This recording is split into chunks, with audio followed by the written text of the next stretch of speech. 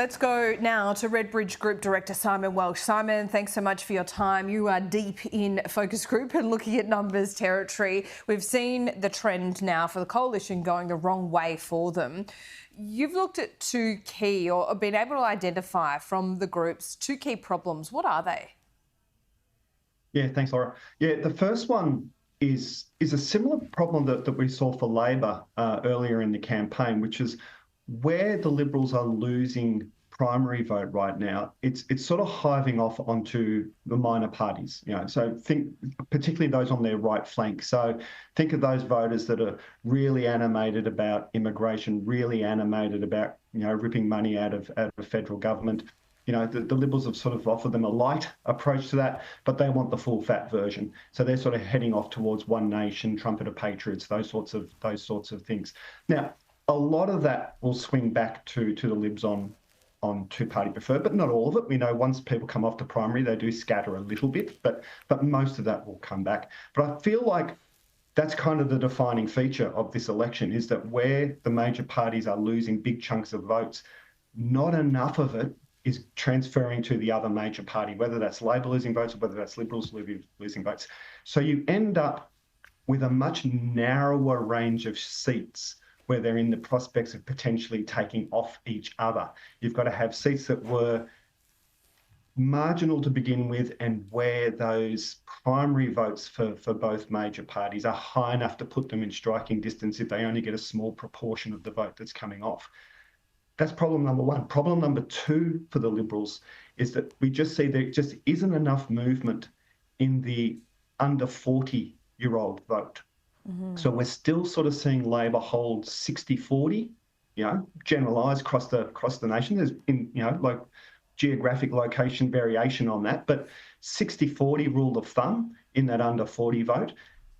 The problem is that under 40 vote is now so dominant in a lot of these outer suburban marginal electorates in Western Sydney, Western Melbourne, North Melbourne, that acts as it's a great head start for Labor, let's put it that way, to have 60% of what is in some places 40 to 50% of the electorate now. So some real sort of headwinds there that, as I say, sort of really start to narrow in the possible range of seats, to the point that I think we're probably looking right now, a couple of weeks ago, but right now we'd probably be looking at sort of the Libs maybe being able to get to the low 60s, Labor maybe being able to get to the low 70s, and a whole bunch of stuff in the middle sort of going off to independents, third parties, those sorts of things. But still time, but those sort of structural problems are pretty difficult to get around. Yeah, it's really interesting because it's big spending as well, and the Liberal Party, the Conservatives, haven't been tempted to go down the fiscal restraint path. We've seen that in an election campaign, that's really hard to do. But the comparison between the slide for the coalition and the slide for Labor when Bill Shorten was leader, I think is really interesting, because they're both trying to do two things. So Bill Shorten was really ambitious and had, probably too many things to campaign on. What is it this time around? And I know you've just explained the under 40s and the Conservatives say he's not conservative enough, and the culture war stuff. But is it just that the message isn't narrow enough? Is it not honed enough? I think it comes back to a core sort of policy problem. I think they weren't ambitious enough. Look, there's still time, but up to date, they're not being ambitious enough in that sort of economic reform space. So what happens is, we see those voters on the right flank that were on their pile sort of earlier in the campaign. So there's people that are coming off. If you want to hold those people in the face of sort of more socially conservative kind of positioning from, One Nation and Palmer United, and not Palmer United, Trumpet for Patriots and those sorts of things, you've got to give them a reason to stay. And the reason to stay has to be economic. It's exactly the same problem Labor's got on its left flank. Yeah. You've got to give those voters an economic reason to stay.